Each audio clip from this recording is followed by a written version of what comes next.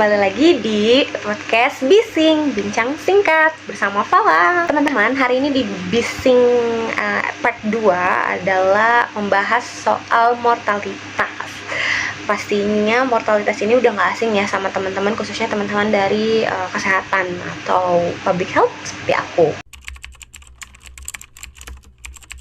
Menurut United Nations atau PBB, Perserikatan Bangsa-Bangsa, dan WHO, World Health Organization, mortalitas itu adalah kematian yang diartikan sebagai hilangnya tanda-tanda kehidupan secara permanen yang bisa terjadi setiap saat setelah kelahiran hidup.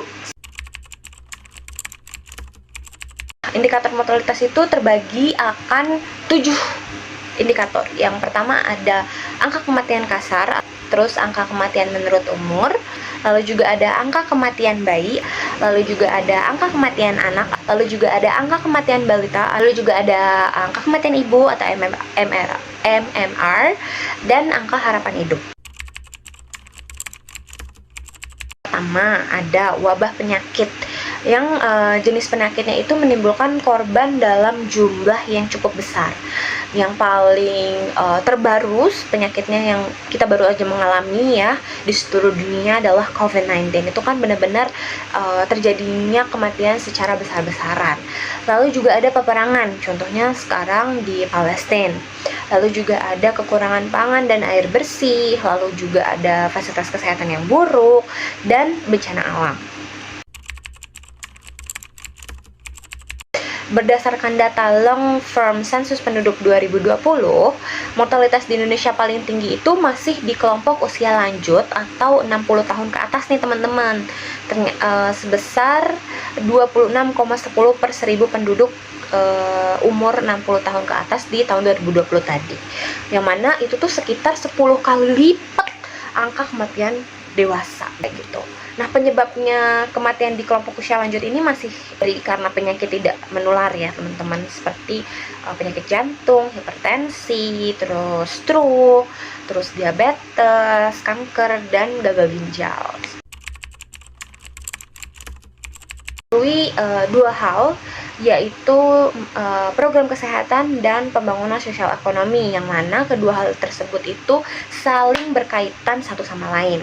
Seperti di program kesehatan, ada pelayanan kesehatan ibu hamil bersalin dan nifas, lalu juga pelayanan imunisasi tetanus bagi WUS atau wanita usia subur dan ibu hamil, lalu juga pemberian tablet tambah darah ke ibu hamil, remaja, dan lain sebagainya.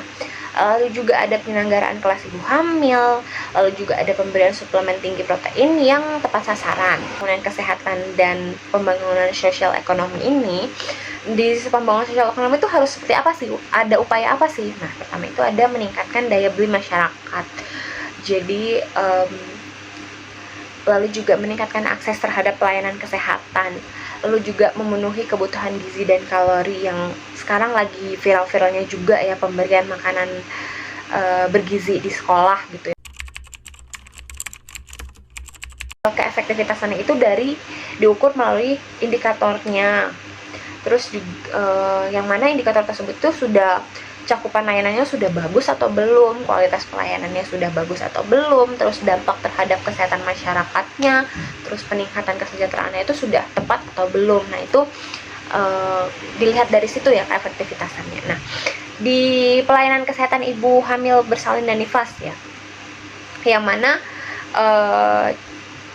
fasilitas kesehatan itu tuh sudah didukung oleh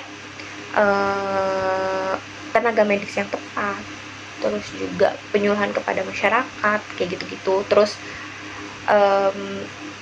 yang mana itu tuh menjadi cakupan paling tinggi ya teman-teman untuk angka kematian, khususnya angka kematian ibu dan bayi. Solusi atau upaya dalam menangani mortalitas yang pastinya yaitu edukasi masyarakat. Nah, masyarakat itu kan butuh edukasi yang jelas, padat, tidak bertele-tele, serta berinovatif dengan media-media yang sudah tersedia di sekitar. Bisa aja dengan melalui media sosial yang digunakan oleh masyarakat. Jadi media sosial itu bukan jadi ajang tempat untuk pembulian dan sebagainya, tetapi tempat pemberian edukasi. Mungkin itu aja yang bisa aku bincang singkat ya dengan aku di sini. Kurang lebihnya mohon maaf. Sampai jumpa di bincang singkat berikutnya. Bye bye.